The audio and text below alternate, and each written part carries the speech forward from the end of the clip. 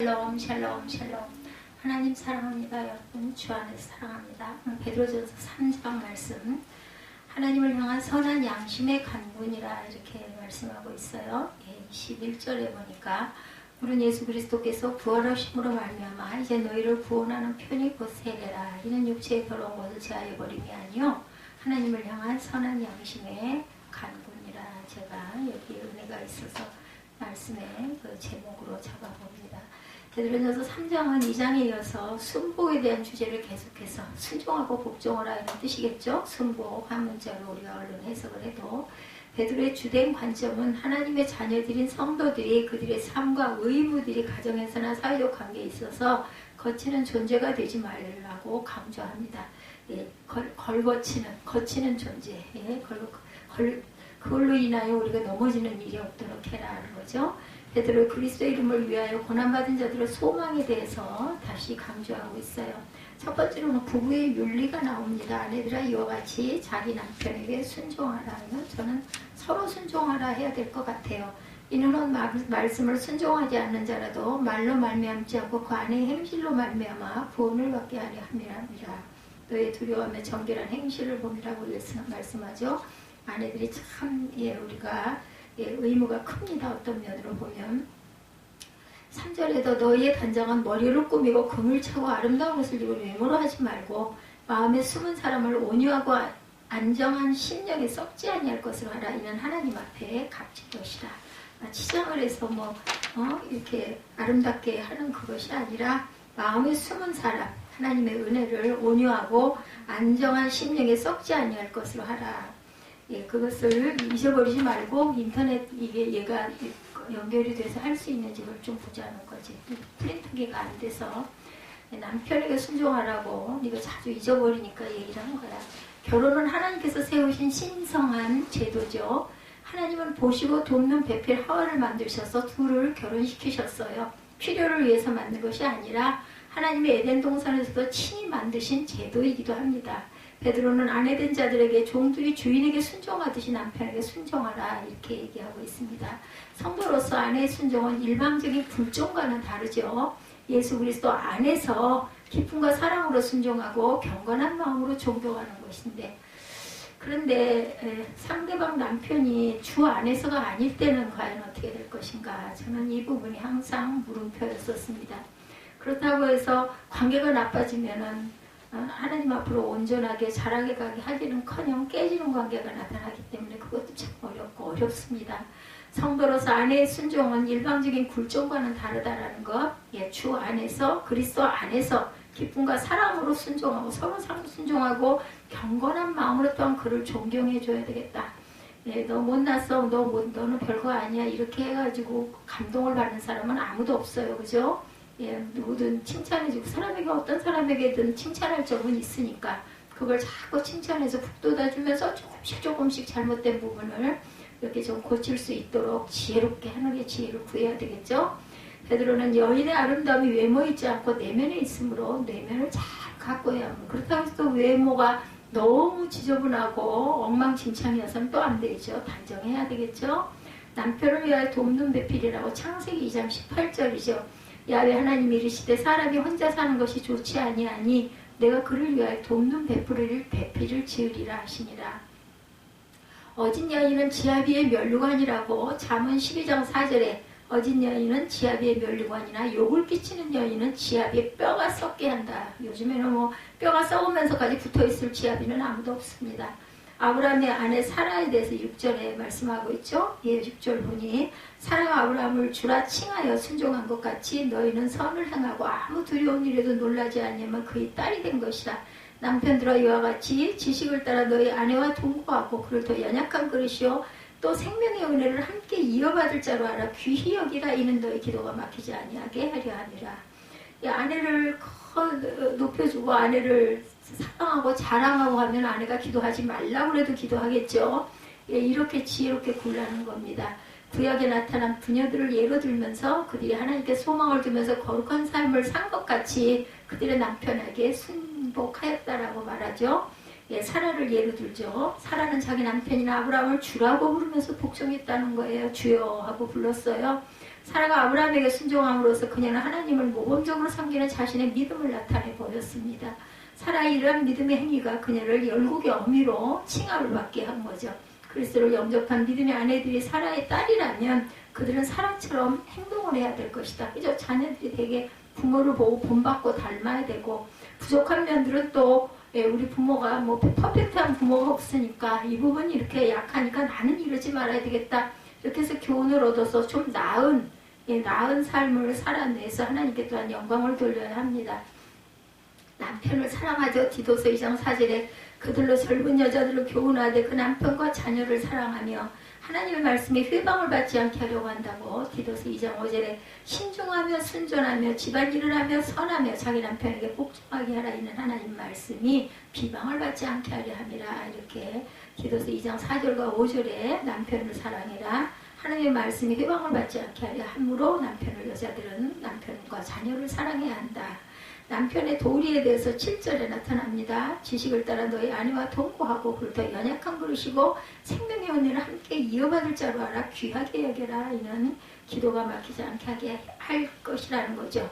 매우 특별한 관계로 맺어진 부부예요. 누군가 그러더라고요. 평생의 친구를, 결혼 관계를 맺는 것은 평생의 친구를 만난 일이라고. 그런 그 친구와 같은 관계가 저는 가장 좋은 관계 같습니다. 부부는 서로가 지켜야 할 도리가 있어요.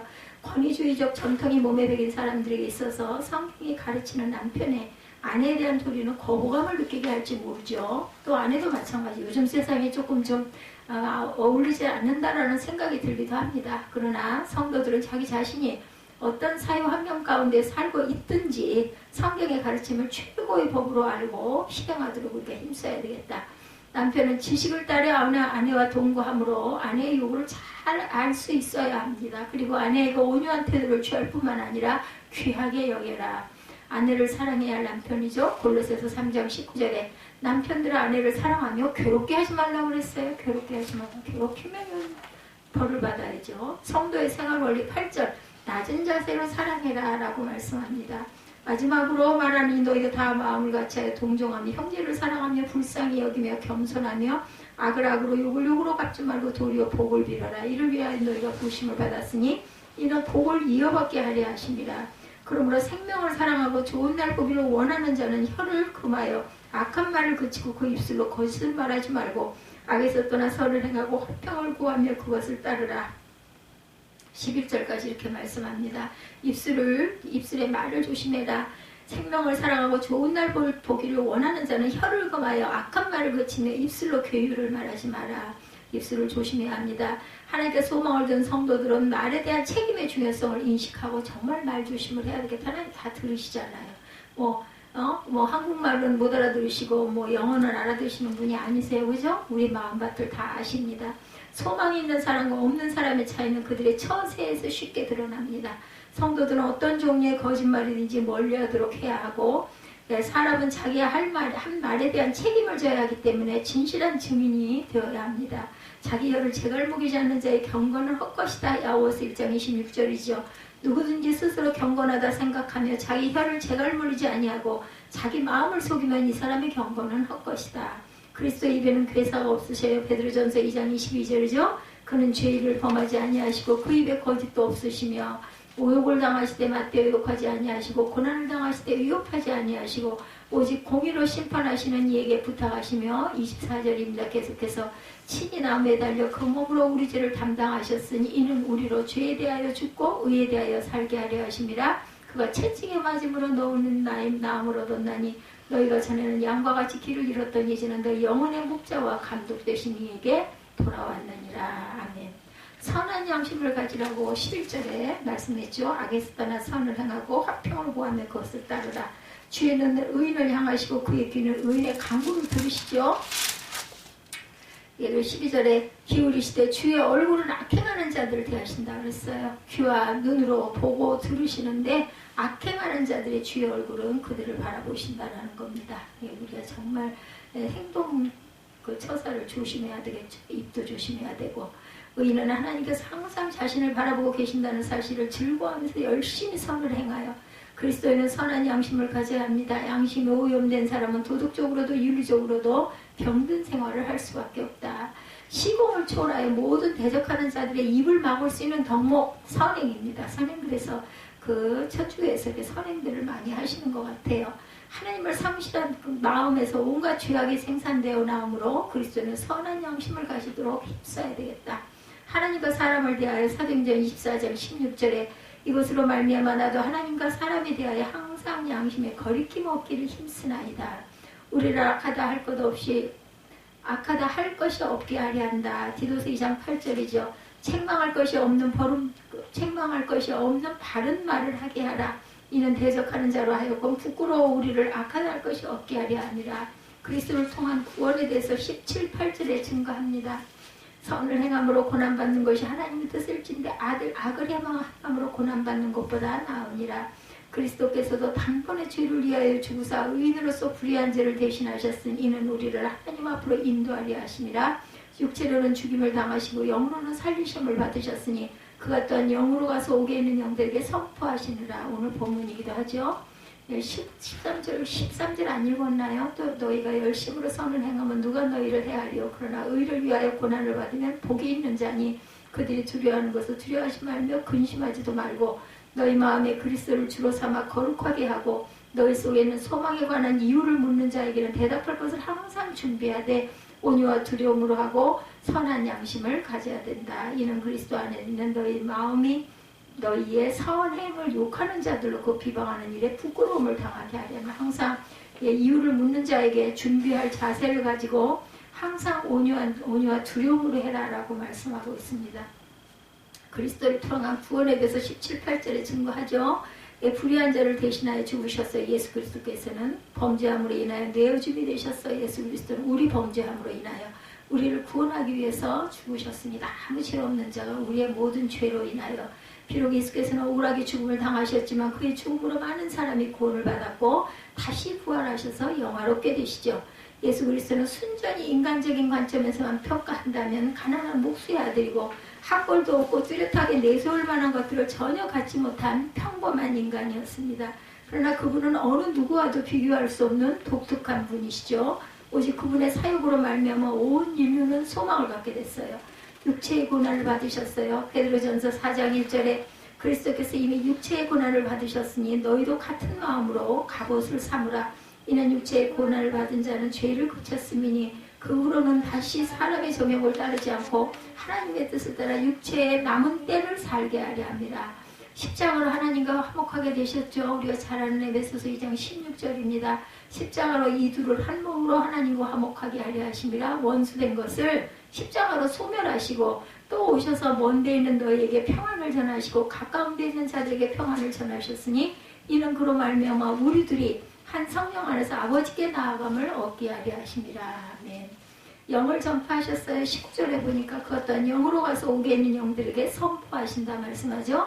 베드로는 예수 그리스도를 가리켜 육체로 죽고 영으로 사신 분이다 이렇게 말합니다. 그리고 그가 영으로 옥에 있는 영들에게 전파하셨다라는 거죠. 감옥에 가서 하나님의 뜻을 전합니다. 그들은 전에 노아의 날 방주를 준비할 동안 하나님의 오래 참고 기다리실 때 복종하지 아니하던 자들이라. 그래서 방주에서 물로 말미암아 구원을 얻은 자가 몇 명뿐이니 8명이었죠. 21절에 물은 예수 그리스도께서 부활하심으로 말미암아 이제 너희를 구원하는 표다.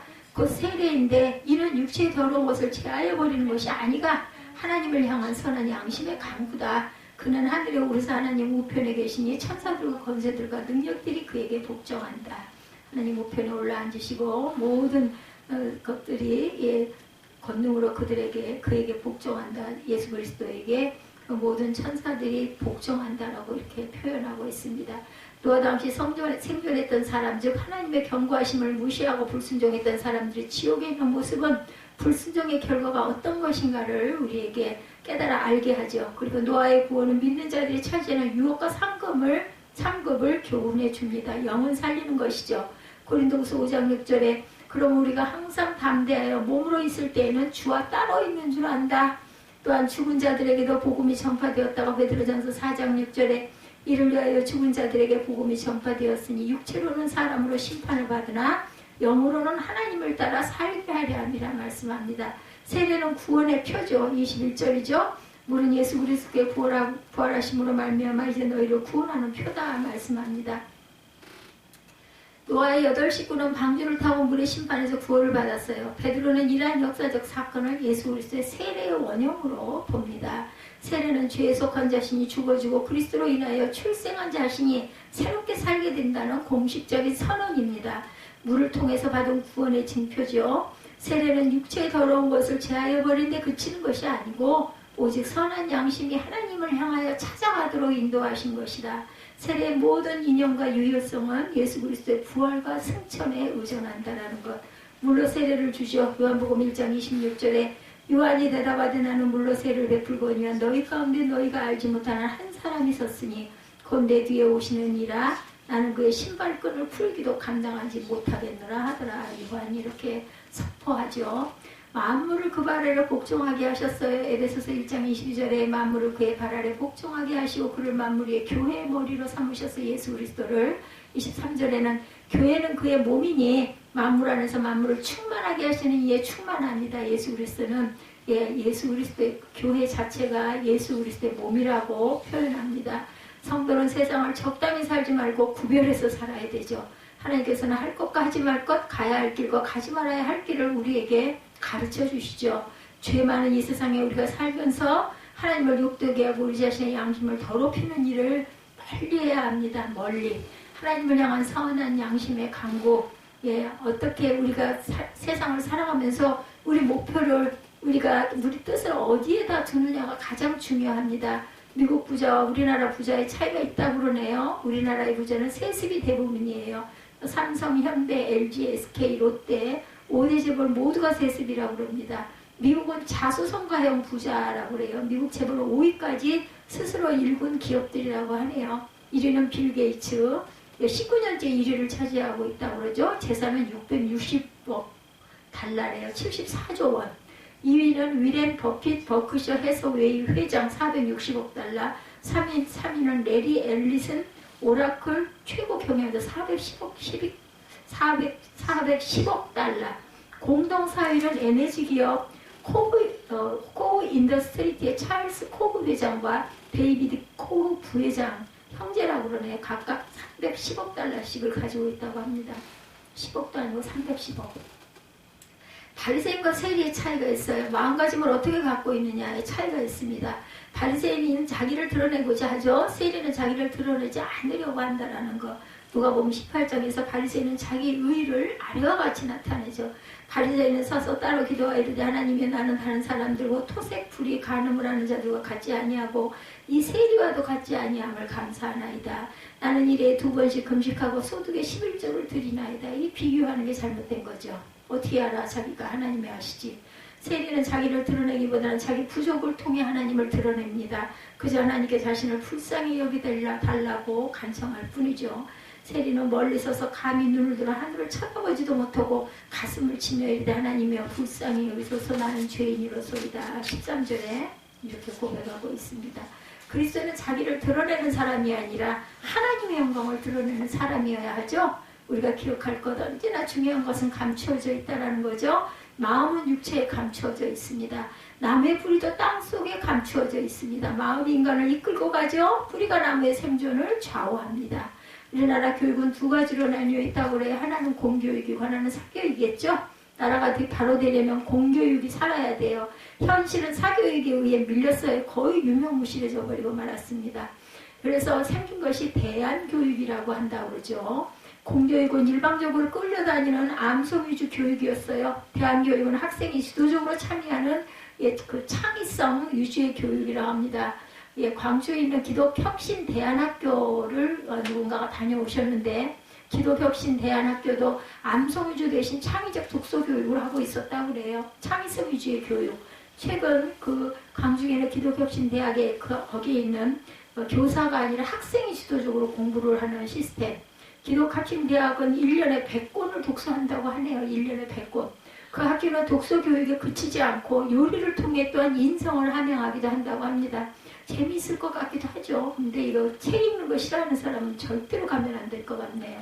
더 놀라운 것은 미술 교육을 또한 강조하는데 정적인 부분들을 많이 강조하네요.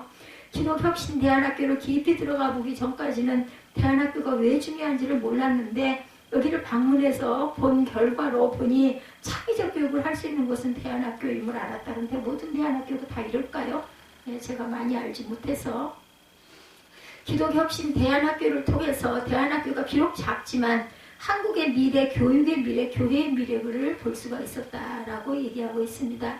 이 세 이야기, 미국 부자와 우리나라 부자의 차이, 바리새인과 세리의 기도의 차이, 공교육과 대안학교 교육의 차이를 통해서 목적 설정의 중요성을 우리가 알 수가 있는데 이 세 가지 이야기에서 두드러지게 발생하는 차이는 목적을 어떻게 설정하느냐에 따라서 우리의 미래가 결정이 된다는 것. 인생은 목적을 갖고 살아야 한다고 우리는 배우죠. 직장 생활에서 어느 정도 목적을 분명히 해야 합니다. 나는 어떻게 해서 뭐 그런 얘기들을 있더라고요. 저도 잘은 모르지만 보면은 나의 목표는 어디까지 올라가는 것이고 몇 년도까지는 내가 어디에서 시작해서 어디쯤 올라가고 그 다음엔 또 내가 어디 단계를 거쳐서 올라가고 그 다음에는 내가 어떻게 되겠다 이런 얘기들 하는 걸 제가 봤습니다. 목적에 따라 결과가 달라지기 때문이에요. 이는 신앙생활도 마찬가지입니다.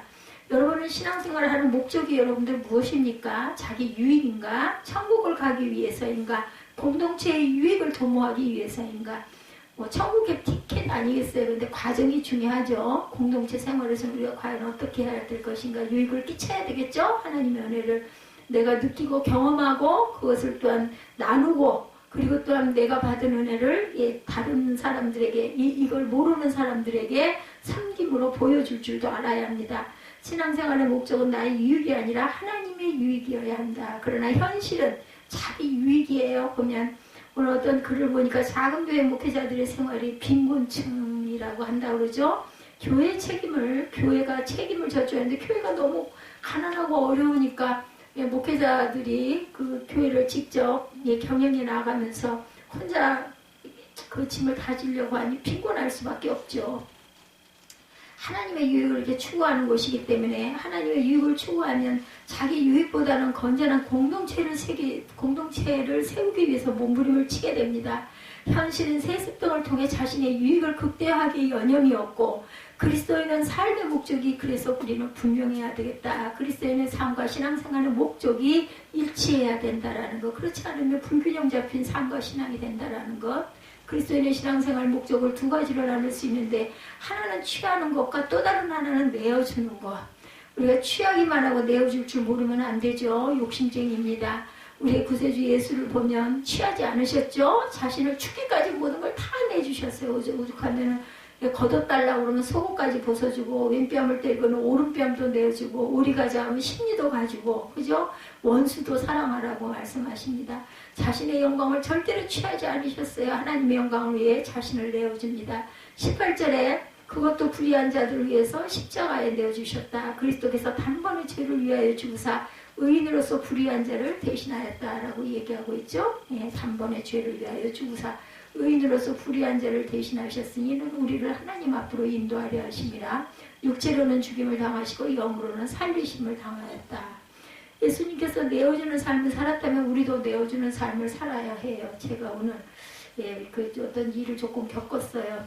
나중에 수영을 하면서 생각을 하면서 마음속으로 음성이 들리기를 너도 똑같아.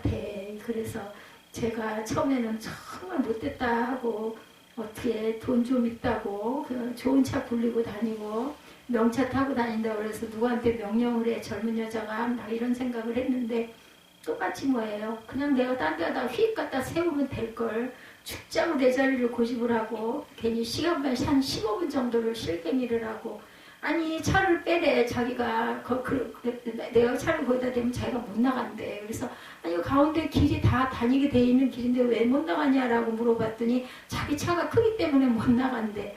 그럼 차를 빼달래. 자기가 금방 나가야 되는데 내가 막 딱 가방 들고 그 수영장으로 들어가려고 하는데 불러대더니 자기가 차가 곧 나갈 거니까 거기다 차를 세우시면은 그러더니 나중에 차를 앞으로 빼도 안 나가. 그래서 다시 뒤로 후진을 해서 와가지고 아니 왜 차를 빼주는데 안 나가냐고 그랬더니 나를 보고 이제 한다는 소리가 왜 나를 보고 굳이 거기다 대냐 차를 딴 데도 자리가 많은데 참 어이가 없는 사람을 다 봐가지고 기가 막혀가지고 남자 차를 어디다 대든 말든 무슨 상관이냐 그랬더니 거기는 버스를 주로 대는 전용 차선이래. 저녁에는 여긴 버스가 안 쓰기 때문에 다 그 자가용들이 다 차를 세운다고, 새로 주차를 한다고 그랬더니 다 자리들이 많은데 왜 딴 데다 좀 세우지 그러냐고. 자기가 못 나가기 때문에 안 되니까 차를 빼래, 또 빼래. 아니 빼주면 얼른 나가지 왜 안 나가냐고.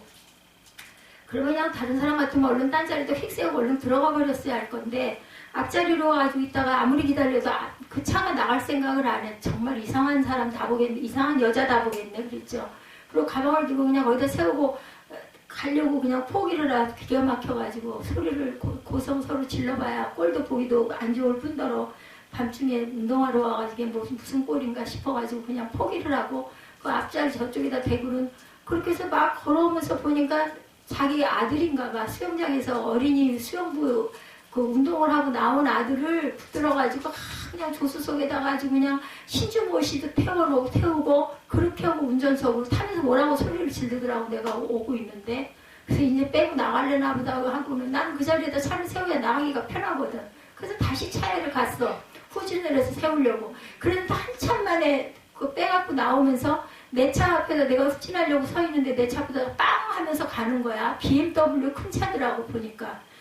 속으로 저도 아이가 나오는 길이 거기가 가장 빨라서 거기 서서 앉아서 기다렸으면서 아니 차 나가기 힘들면 차를 빼주면 얼른 빼기 쉬운 데다가 옮겨놓고 있다가 아들이 오면 데리고 나가면 될 일이지. 구태여 애가 올 때까지 아니면 나한테 사자고 얘기를 좀 하든지 애가 곧 나올 거니까 조금만 기다려달라든지 부탁적으로 얘기를 했으면 내가 뭔 말을 했겠냐고. 그래서 그냥 우락부락하고 기가 막히다 별꼴을 다 봤다 그러고는 들어갔는데 수영을 하면서 생각을 하니까는 그렇더라니까요. 너도 똑같지 않아.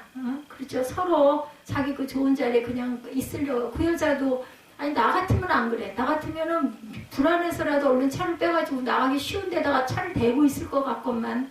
아니 애는 조금 거기 가까우니까 좀 서서 기다리든지 내다보고 있으면 애가 거길 그 자리가 아닌 것 같아서 지나가면 불러도 되고. 그런데 어제 사람이 돈 있고 좀 행세나 좀 하는 여자니까 그 차를 밤중에 끌고 왔겠지. 그리고 거기 그보다 더 큰 봉고차들도 다 지나가거든. 양쪽에 차가 있어도.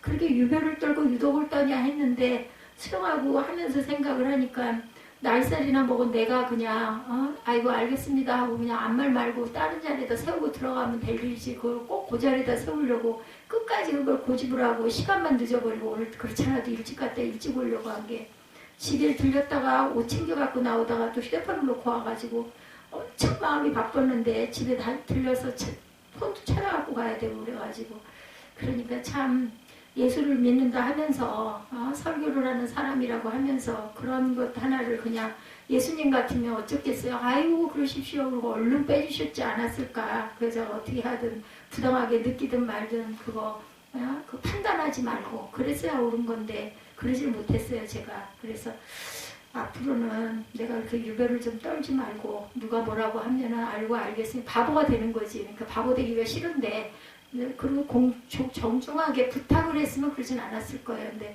명령적으로 하면서 왜 차를 굳이 거기다 대냐고 하는 식으로 다른 데도 자리가 많은데 그럼 자기는 왜 다른 데도 자리가 많은데 유독 거기다 차를 대놓고 쓰는 사람을 가지고 시비를 하냐고. 처음에는 그것 때문에 속이 상했는데 운동을 하다 보니까 너도 똑같지 않아 하는 음성이 들려가지고 제가 부끄러웠습니다. 우리가 변화되기 전에 모세도 그랬었죠. 40년이 걸렸어요. 그분도 애굽 왕궁에 있을 때 자기 이익 취함을 위해 살았어요. 그 결과 미디안 땅으로 도망가서 살게 되고 반면에 또한 다윗은 취함이 아니라 내어줌으로 살았죠. 그래서 이렇게 축복을 많이 받습니다. 자기 이익이 아니라 하나님의 뜻을 취한 그런 다윗이 사울을 동굴에서 죽일 수 있는 절호의 기회들이 있었지만 하나님의 기름 부으신 자다 해가지고 자기를 죽이려고 혈안이 되어 있는데 옷깃만 살짝 대고 말죠. 이거 쉽지 않습니다. 하나님의 영광을 취하기 위해서 우리가 살아야 되죠. 하나님의 영광을 가린 걸 거예요. 그 사람이 모르니까 망정이지. 저한테 반말찌거리 섞어가면서 껌껌하고 하니까 지 나이 또래인 줄 알았는지 내가 차림새가 허름하니까 자기는 막 있는 그게 미웠어요. 사실은.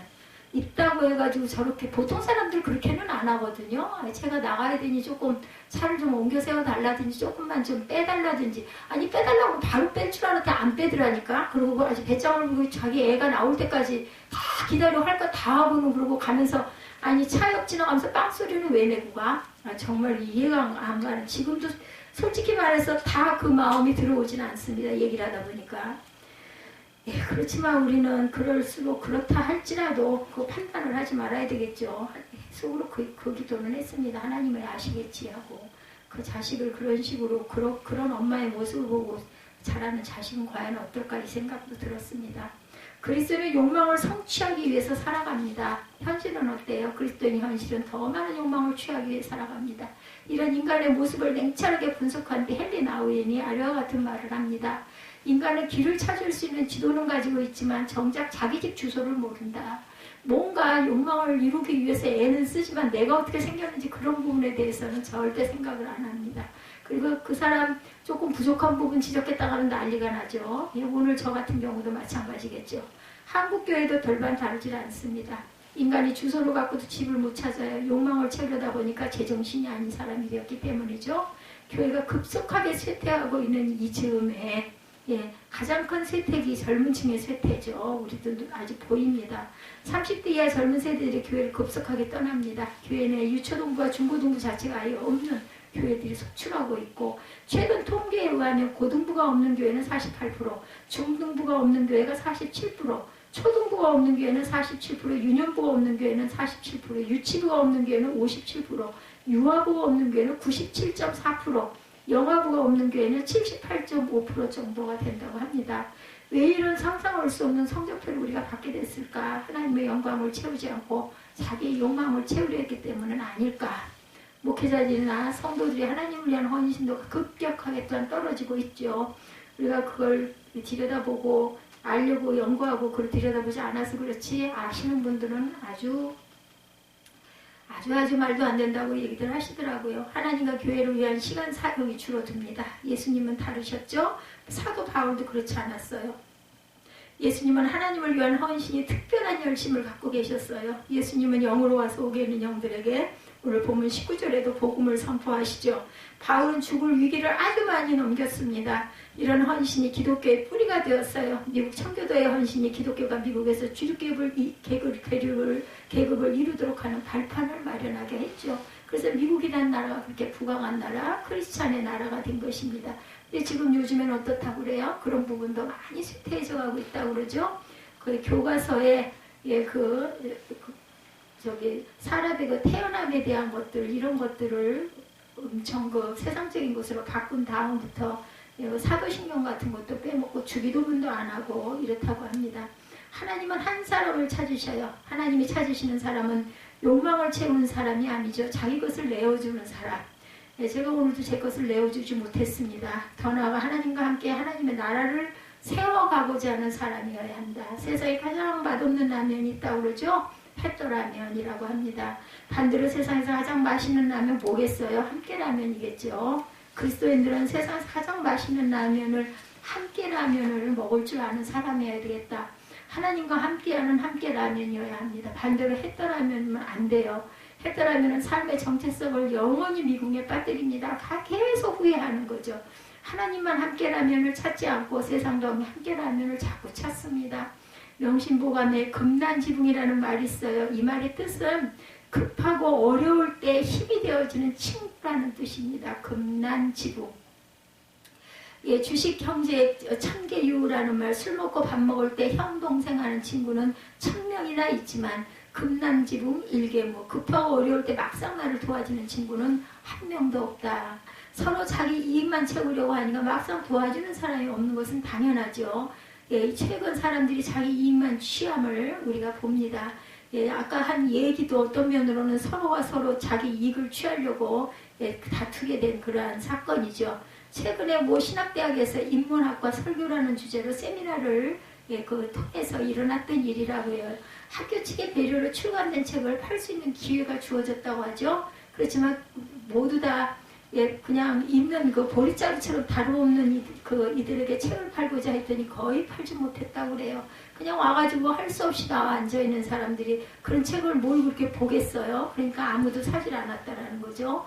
금난지붕 일개무가 남의 일이 아니라 나의 일이었다는 것을 그분은 아주 깊이 깨달았다라고 말씀합니다. 이런 일은 10년 전에도 20년 전에도 계속 일어나는 일인데 갈수록 점점 더 현대로 올수록 그 부분의 프로테이지가 점점 커지고 있다는 게 문제죠.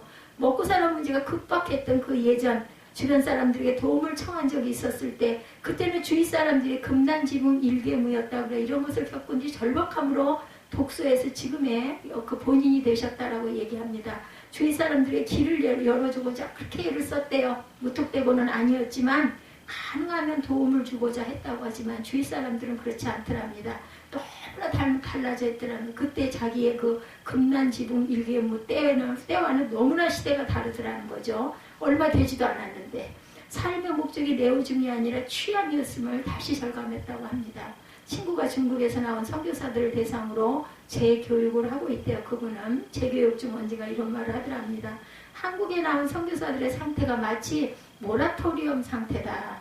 모라토리엄이란 말은 국가나 지방자치단체가 외부에서 빌린 돈에 대한 일방적으로 만개 상환을 이루는 행위를 통치합니다. 친구의 말에 따르면 중국 선교를 하면서 돌발 변수에 대한 준비가 되어 있지 않았다는 거예요. 모두 그런 것은 아닙니다. 소수가 그랬을 것인데 문제는 그렇다면 한국에 나와서도 다음 사역을 위한 준비보다는 시간을 죽이며 살고 있지 않나는 걱정이 앞선다라는 말씀을 하시더라는 말입니다.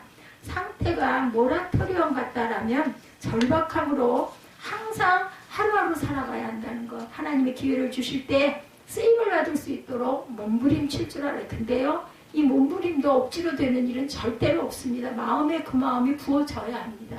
억지로 하는 것은 은혜가 되지 않고 고난스럽기만 하죠. 그 고난을 통해서 유익을 구해질 수 있는 그런 은혜가 있으면 좋은데 다만 바라는 것은 그 고난의 그 길 속에서 하나님을 만나는 사람, 그런 사람들은 일어서죠. 그렇게 해서 시작을 했어도 몸부림치는 것이 하나님의 영광을 위해 자기를 내어주는 삶이 되어야 한다는 것. 예수님은 삶의 목적이 분명하셨죠. 이와 같은 현상이 일어난 것은 삶의 목적이 하나님을 위한 것이 아니라 나를 위한 것이 됐기 때문이라는 것. 또 나를 위한 것이 아닌 그저 내가 해야 되니까 해야지 이랬다가는 또 그것도 또 안 되는 거예요. 그리스도인은 예수님과 같이 삶의 목적이 분명해야 합니다. 하나님의 영광을 위해서 내가 쓰일 수 있으면 감사합니다 하는 마음이 돼야 되죠. 예수님은 하나님을 위한 삶의 목적이 분명하셨어요. 오늘 본문 18, 19절에 풀어놓은 성경에 보니까 그리스도께서는 여러분을 위하여 죽으셨습니다. 그리고 그 한 번의 죽으심으로 여러분의 모든 죄를 담당하셨습니다.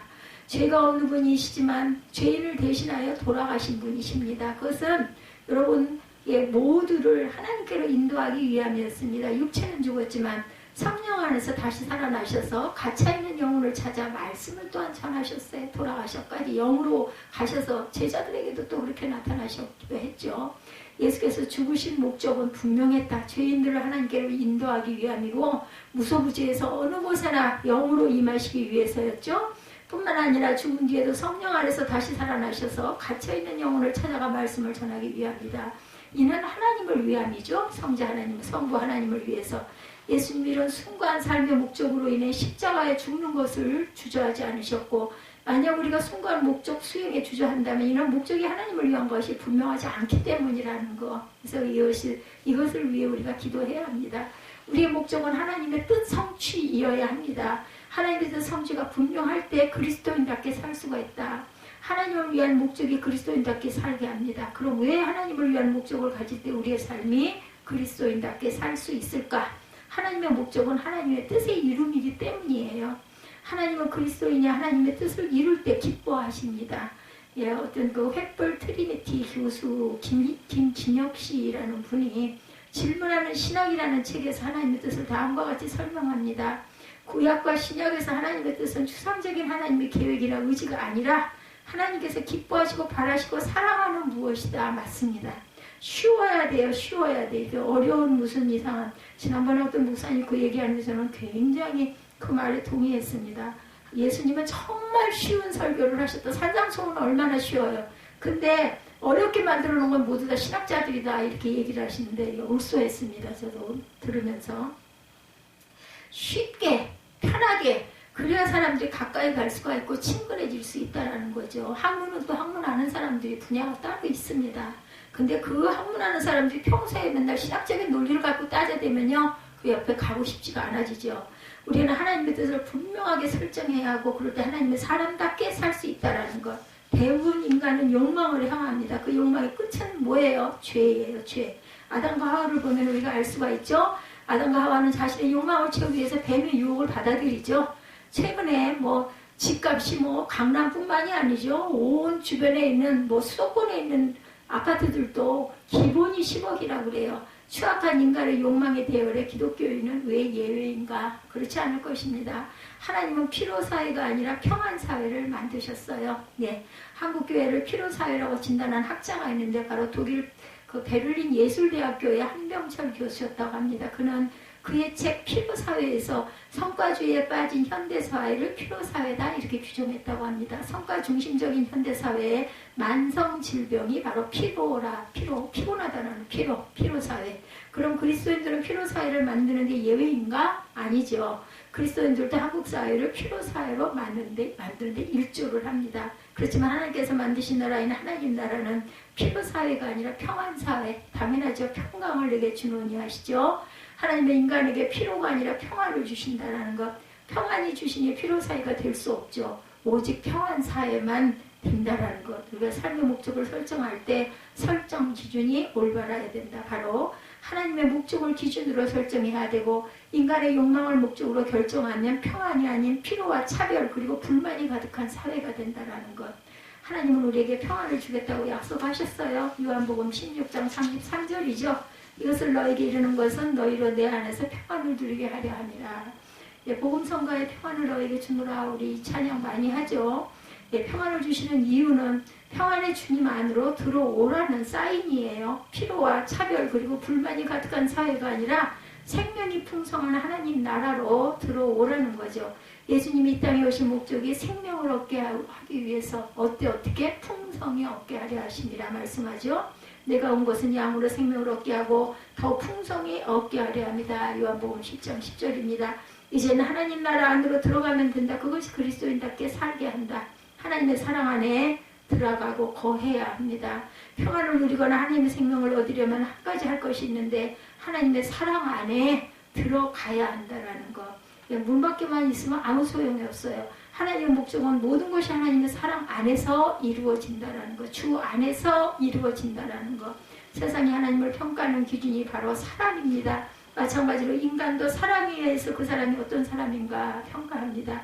인간도 사랑에 의해 평가받는다고 초대 그리스도 교회가 나온 위대한 철학자이자 사상가인 아우구스티누스가 말해요. 인간은 그가 알고 있는 것에 의해서가 아니라 그가 사랑하는 것에 의해 평가되어야 한다. 오로지 사랑만이 인간을 인간답게 만든다. 선한 사람은 그를 선하게 만들고 악한 사람은 그를 악하게 만든다. 그리스도인은 우리가 하나님의 사랑 안에 들어가야 한다. 더 나아가 세상 사람들이 하나님의 사랑 안에 들어오도록 만들어야 한다는 거죠. 그리스도인은 우리가 하나님의 사랑 안에 들어가야 되고 그리고 하나님을 알아야 합니다. 우리가 하나님의 사랑 안에 들어가야 하고 하나님의 사랑 안에 들어가려면 먼저 알 것 하나님이죠. 마찬가지로 하나님의 뜻을 이루고자 한다면 하나님을 알아야 뜻을 이루지 않겠어요? 에릭 밀러 화이트, 그는 1954년에 출간한 책 나의 하나님 나의 영광이라는 기도 모음집에서 하나님에 대해 배워가기에 다음과 같이 하나님을 말합니다. 오직 하나님께 의지하게 하소서. 절대 변하지 않으시는 분이시며 내게 무엇이 최선인지 나보다 더 잘하시는 분께 훌륭한 아버지가 자녀가 선하게 자라도록 필요한 것들, 유익한 것들, 지혜롭고 유용하고 행복한 모든 것들을 헤아릴 수 없는 방식으로 한 번에 베푸시는 분께 이렇게 말했다고 그러죠. 하나님은 변하지 않는 분이시고 내게 무엇이 최선인지 나보다 더 잘하시는 분이시고 우리에게 필요한 것, 유익한 것들, 지혜롭고 유용하고 행복한 모든 것들을 한 번에 주실 수 있는 분이십니다. 이런 좋으신 하나님을 분명하게 알고 하나님 나라에 임해야 되겠죠. 하나님을 제대로 알 때 하나님의 목적을 성취할 수 있는 삶을 살아가게 합니다. 하나님을 알면 열매를 또한 풍성히 냈습니다. 하나님을 알고 신앙생활을 하면 주어지는 선물이 바로 열매죠. 열매의 특징은 그 다음에 또 맺는다는 거예요. 열매는 까고 나면 그죠? 그 하나님에 의해 맺어진 열매는 삶의 선순환을 가져다 줍니다.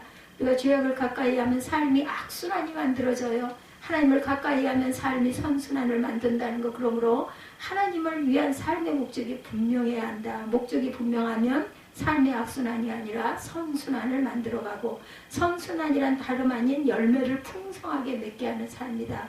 뉴욕 유대인들에게 복음을 증거하는 그 지용훈 목사가 쓴 책 말씀 사수, 그 책의 열매를 아래와 같이 이야기합니다.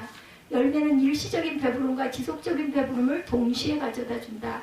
배고픈 자에게 당장에 먹을 거리가 되어주기도 하고, 열매를 먹고 남겨진 씨를 심으면 또 다른 나무들이 생겨 수많은 열매를 맺게 한다. 한마디로 열매는 이렇게 선순환을 가져다 주죠. 사람을 먹이고 자연의 공기를 맑게 하고 또 다른 사람을 먹이고 자원으로 활용하고, 언제나 하나님에 의해 맺혀진 열매가 선순환을 가져다 줍니다. 그럼 우리의 삶도 선순환을 이루게 되겠죠. 말씀은 선순환을 만듭니다. 선순환을 이루는 가장 큰 힘은 말씀에서 나오죠. 그렇지만 교회는 말씀보다는 외면 확장에 더 열을 올립니다. 대개는 그래야 알려지고 드러나고 자라가고 막 이렇게 되죠. 숫자가 많아지고 유명한 교회니까 사람들이 몰리겠죠. 그중 한 교회에 들려서 보니 아주 엄청나게 큰 건물이었고, 교인 수에 비해 큰 교회는 하나님께 낭비가 아닌가 이런 생각을 그분은 하셨다고 합니다. 어떤 분이 그 커다란 유명한 교회를 들려보고 종종 강의를 갈 때마다 정말 덩치가 큰 교회들을 많이 만나신다고 그래요. 그럴 때마다 건물을 활용해 선순환을 이루는지 악순을 이루는지 이분은 궁금했다고 합니다. 활용이 되지 않는다면 병목 형상이 발생해 교통 체증같이 악순환을 이루는 건 아닐까 이런 생각을 했다고 합니다. 그리스도인은 외적인 확장이 아니라 내면의 성장을 추구해야 되고, 내적인 것 중 최고는 말씀 묵상이라는 것. 그리스도인은 말씀 묵상의 달인이 되어야 하고, 말씀은 언제나 선순환을 만들어낸다는 것을 믿고 가야 되겠다. 예수님은 선순환을 만드는데 대표시죠. 예수님이 만드신 것 중 최고는 생명이시죠. 예수님의 십자가의 죽으심으로 죽어마땅한 인간들이 모두 다 생명을 얻게 됐어요. 생명의 특징이 있습니다. 생명은 선순환을 이루죠. 그러므로 예수님과 가까이 한다. 야고보 기자는 하나님을 가까이 하라. 야고보서 4장 8절에 시편 기자는 한 발 더 나아가 하나님께 가까이 함이 내게 복이다. 시편 73편 28절에 하나님께 가까이 가고, 그럴 때 저절로 선순환은 이루어진다라는 것. 선순환의 삶을 살려면 하나님께 순종하고, 선순환의 삶을 살려면 하나님께 더욱더 순종하려고 가는 주님의 그 어떤 방법처럼 주는 삶, 섬기는 삶, 이런 삶을 살아야 되겠죠. 20절에서 노아가 방주를 만들 때 복종하지 않았기에 구원받은 자가 극소수였다고 증거하죠. 그리고 예수께서 하나님께 복종해서 십자가에 죽은 것 같이 22절에서 천사들과 권세자들과 능력자의 예수께 복종한 것과 같이 우리는 복종해야 된다. 하나님께 복종하며 사는 이유, 한탄의 생활을 감탄의 삶으로 바꾸시기 때문이라는 거죠. 한탄이 감탄으로 바뀐다는 거. 우리 하나님께 순종하지 못한 것은 하나님께 순종하며 사는 것을 근심하기 때문이라는 것. 즉 근심 보따리를 들고 살기 때문이다. 그렇지 않아야 되죠. 웃음 보따리로 살기 위해서 하나님께 순종하는 삶을 살아가야 합니다. 그렇다면 하나님께서 한탄의 상황을 순식간에 감탄의 상황으로 바꾸어 주실 줄 믿습니다. 그리스도인의 삶의 중심은 십자가여야 되죠. 삶은 어떻게 살 것인가? 나아가 누구와 살 것인가? 예수와 함께 살면 한탄이 아닌 감탄, 하나님께 순종하면 100% 감탄의 삶이 넘쳐날 것입니다. 그러므로 우리의 삶의 중심에 십자가를 두고, 십자가를 둘 때 삶이 한탄이 아닌 감탄으로 만들어진다는 것을 굳게 믿고 가십시다. 인간의 가장 큰 근심은 영혼의 문제죠. 사후에 나는 과연 어떻게 될 것인가? 십자가에서 일시에 날려버려야 되죠. 이게 사후에 나는 이런 염려. 피가로의 결혼의 주인공 피가로가 말하죠. 백장님 당신은 귀족이십니다. 게다가 지위도 높으시고 재산도 많으십니다. 그런데 이 모든 것을 얻기 위해 하신 일이 무엇입니까? 그저 태어나신 일밖에 더 있습니까? 그리스도인의 삶도 백작과 별반 다르지 않아요. 별로 한 것 없이 예수님이 십자가 은혜로 제2의 탄생을 했습니다. 십자가의 복종함으로 제2의 탄생을 선물로 받았죠. 그렇다면 이제부터라도 십자가를 중심에 두는 삶을 살아야 합니다. 삶의 목적이 십자가여야 한다는 것. 그럼 우리의 삶은 육을 위해서 살지 않고 영을 위해서 사는 삶이 될 수 있다. 18절의 말씀처럼 한 번의 죄를 위하여 주사 의인으로서 불의한 자를 대신하셨으니 이는 우리를 하나님 앞으로 인도하려 하심이라. 육체로는 죽임을 당하시고 영으로는 살리심을 받으셨다는 거죠. 마찬가지로 그리스도인답게 살려면 순종함으로 살아야 되겠다. 순종할 때 삶의 목적은 나의 뜻 취함이 아니라 나의 것을 하나님께 드림이라는 목적이 분명한 삶을 사는 저와 여러분이 되어서 정말 한탄이 감탄이 되고 그리고 항상 열매 맺고 그것이 또한 씨앗으로 더 귀한 풍성한 열매가 더 점점 주렁주렁 열리는 귀한 축복이 이루어지는 저와 여러분들이 되시기를 주님의 이름으로 축복합니다.